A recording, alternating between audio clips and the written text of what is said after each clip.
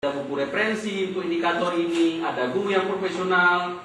Ya, kalaupun tidak kita sebut pada angka 3, sedang kita berikan angka 2 di sini. Bisa ditulis terus. Contohnya angka 2. Kemudian indeks kemampuan rata-rata siswa. Kemampuan rata-rata kita tafsirkan bahwa anak-anak kita pintar. Kita berikan angka 3.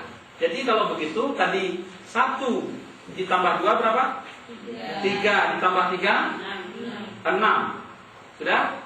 6 dikali 100 dibagi 9.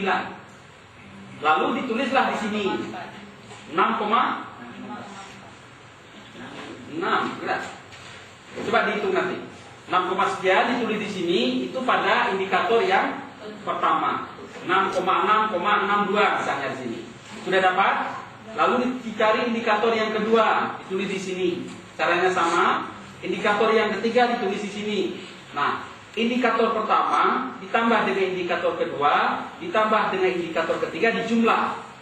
Jumlah ini dibagi 3. Mengapa dibagi 3? Karena 3 ini indikator. Setelah dibagi 3 langsung mendapat KKM KD. Kalau ada KKM KD misalnya 4 atau 5, dibagi 5. Baru dapat KKM SK. Berapa KKM SK dibagi lagi, baru dapat KKM MIP. Jelas? Untuk lebih jelas kita bagi kelompok. Saya mudah bekerja. Punya ada. Dua nanti.